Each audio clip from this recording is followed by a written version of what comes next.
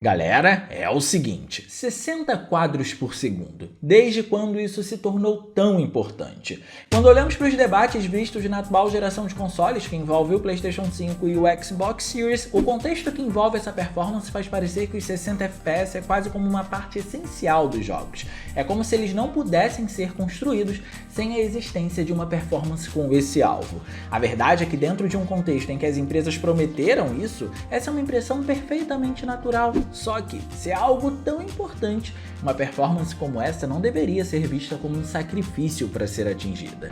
Hoje em dia, observando jogos que conseguem atingir esse feito, começamos a perceber que existem muitos casos que comprometem a qualidade de outros aspectos só para poder entregar a performance que a gente está mencionando, sejam esses outros aspectos gráficos ou a própria resolução, por exemplo. E para ser sincero, até a própria indústria começar a fomentar discussões como essas, isso nunca foi um ponto focal na observação do jogadores.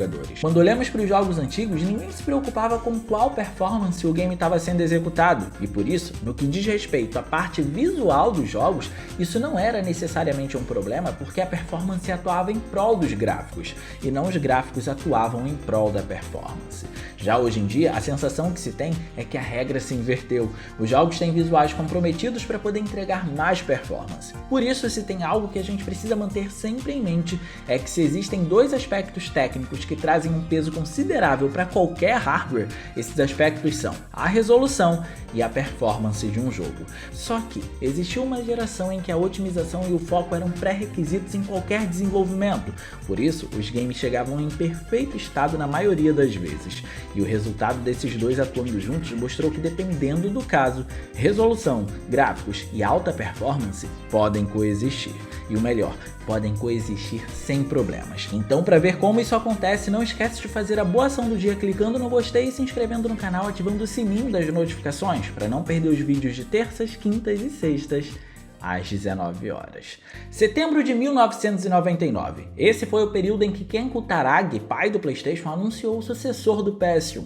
Seu nome era simples, objetivo e bem direto: PlayStation 2, mas seu poder é lembrado até hoje. O fato de muita gente não ter interesse em saber como os jogos performavam naquela época pode ser tratado como uma faca de dois gumes aqui. De um lado, dava para aproveitar mais experiências e ficar fascinado mais facilmente. Afinal de contas, você não sabia o que você estava consumindo e, consequentemente, o padrão de exigência não era lá muito alto. Mas do outro, era um pouco mais difícil ficar impressionado quando um console trazia algo mais revolucionário para sua época.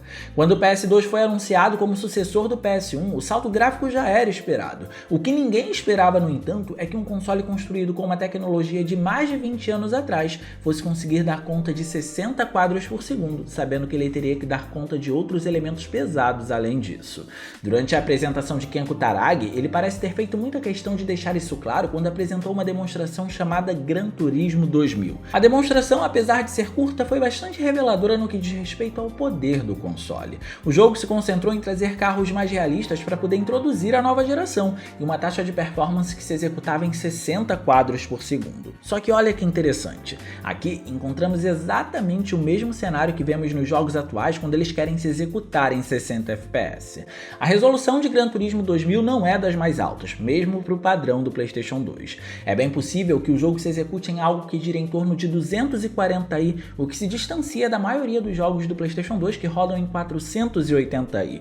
Não obstante, além dessa resolução não ser das melhores, as texturas das pistas pecavam na definição e os ambientes não eram dos mais detalhados. O jogo parecia apenas querer ofertar uma pista de demonstração do poder do PlayStation 2 no quesito performance, mas as coisas não são tão simples quanto parecem.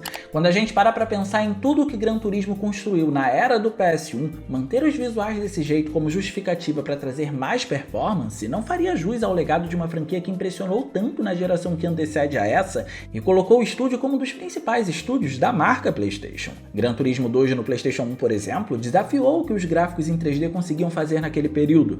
O modelo dos carros tinha uma massificação tão absurda de polígonos que, mesmo com as características negativas predominantes do console da época, como a quebra de pixels, falta de anti-serrilhamento e baixa resolução, esses carros ainda assim eram extremamente bem contornados. Na época a gente dizia que era muito realista. O que eu tô querendo dizer com isso é é que o próximo jogo da saga, visando uma geração à frente, precisava de maneira obrigatória impressionar na parte gráfica também. Talvez até mais do que na parte da performance, já que nessa época isso não era uma pauta de discussão, ao contrário dos gráficos. E no PS1, Gran Turismo 2 foi realmente sensacional.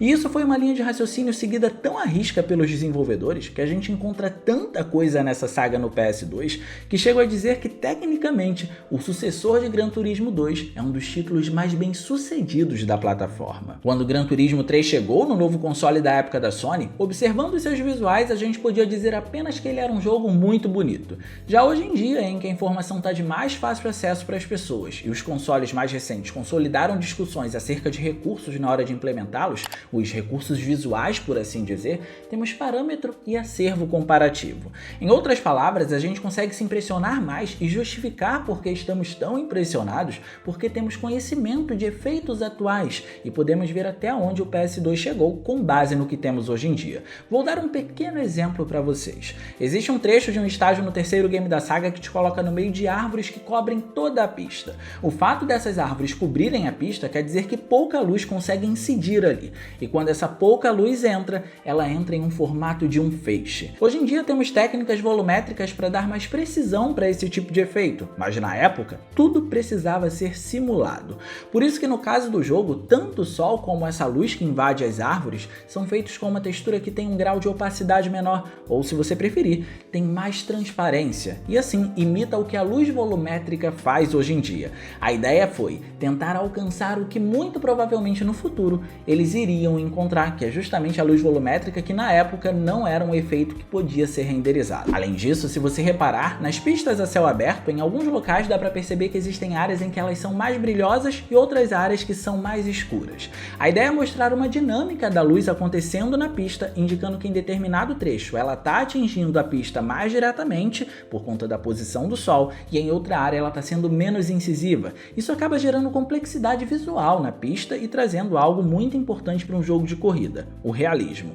O efeito é realizado com uma técnica chamada de luz especular, que para o PS2 é bem surpreendente de ser executada. Não era algo comum naquela época. É ela que faz parecer que existe uma luz sendo refletida pela superfície lisa do asfalto. E com isso, a gente pode esquecer tudo que o Gran Turismo 2000 apresentou, porque depois do lançamento do terceiro título da franquia, percebemos que essa demonstração não trouxe nem um terço da capacidade do PlayStation 2, mesmo se executando em 60 quadros por segundo. São padrões completamente diferentes. Entrar em uma corrida no Gran Turismo 3 faz a gente ficar boquiaberto como tantos cenários naquela época, mesmo com essa quantidade de efeitos, ainda por cima conseguiram ser trazidos com uma complexidade geométrica bem acima da média. A gente está falando de um jogo de 2001, é surreal. Não apenas o número de elementos aumentou quando comparamos com aquela demonstração, como também a qualidade das texturas subiu. No Gran Turismo 2000, a resolução das texturas era de 64 por 64, por isso elas não eram das melhores. Já o Gran Turismo 3 dobrou isso, trazendo texturas de 128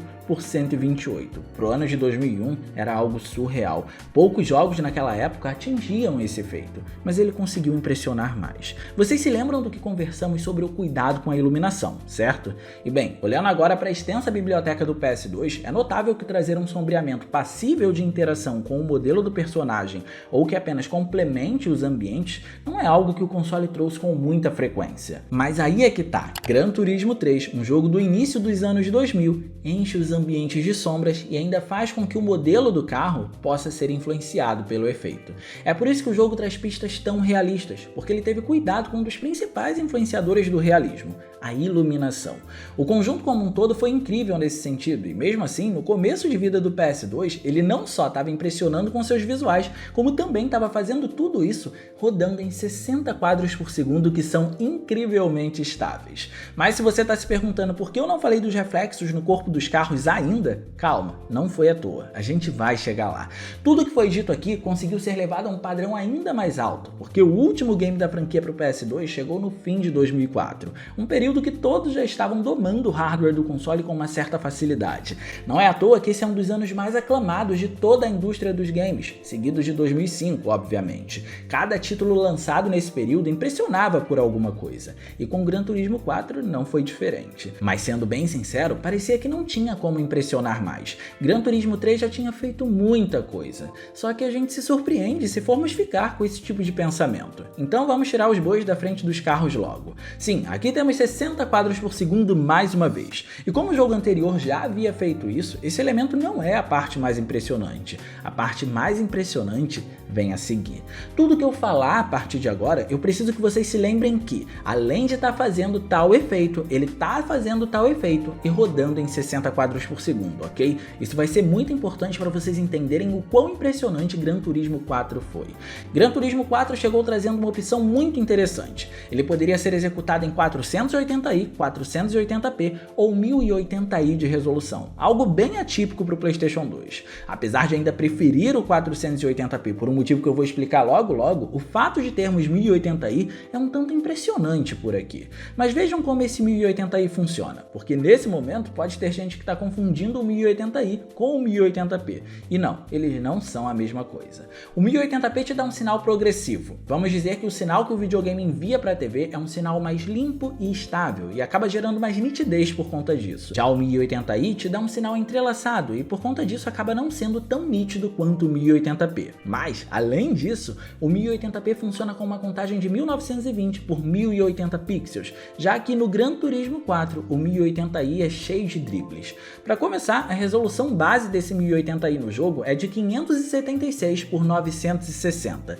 só que essa escala de resolução é aumentada em 3 vezes nos pixels horizontais, e isso faz com que o jogo se apresente com 1728 pixels por 960. Os pixels verticais ficaram intocados. Depois desse procedimento, a imagem é esticada para poder preencher a tela, não fazendo com que você fique com aquelas barras pretas, e assim fazendo parecer também com que a gente atingiu os 1920 por 1080 pixels. Mas não é bem isso que acontece. Muitos dribles técnicos foram feitos por aí. Por isso, no resultado final, como existem muitos desses dribles e o sinal é entrelaçado, o jogo não fica tão nítido quanto se espera, mas ainda é mais nítido que o 480p. Mas por que? Ainda assim, eu prefiro o 480p. Basicamente, essa é a estrutura que o game decidiu usar para poder performar nas clássicas TVs de tubo. A gente ainda está falando de uma tecnologia de PS2, ele não foi feito para as TVs atuais. Seu melhor desempenho é em uma TV de tubo. Numa TV assim, a paleta de cores fica melhor e os serrilhados trazidos pelo 1080i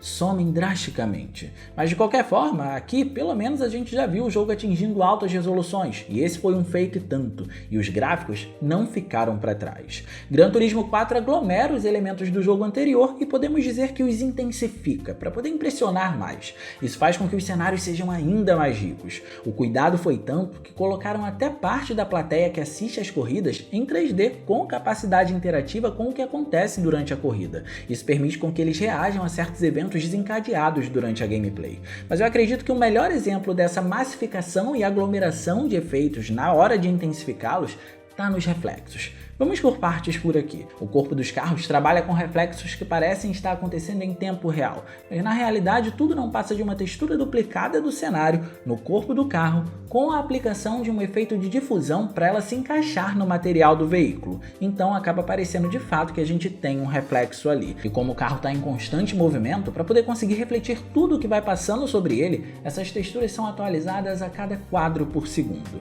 Uma estratégia e tanto, né? Para renderizar os reflexos do ambiente, na área em questão a geometria é invertida, só que em baixa opacidade e com poucos elementos na sua construção. Isso aconteceu com Metal Gear Solid 2, por exemplo, e a simulação do reflexo acaba ficando quase que perfeita. E tudo isso está rodando em 60 quadros por segundo por aqui. Parece que quanto mais a gente encontra algo sendo feito nas gerações mais recentes, mais motivos para estudar o PS2 a gente tem. Esse console que a Sony criou é um titã até hoje, e o fato dele trazer essa performance com uma resolução alta, considerando seu padrão de poder, e uma qualidade incrível nos visuais, mostra como ele se distingue da estratégia que a gente vê atualmente para poder rodar os 60 quadros por segundo. Gran Turismo 4 ou Gran Turismo 3 não precisou diminuir nada, muito pelo contrário, e a alta performance aparece sem titubear. Mas agora deixa aqui no campo dos comentários, qual é o outro jogo do PlayStation 2 que te impressiona pela performance? Qual é o outro jogo que você conhece que atinge 60 quadros por segundo? Esse vídeo foi uma sugestão vinda dos comentários e você pode fazer com que uma sugestão sua apareça por aqui também.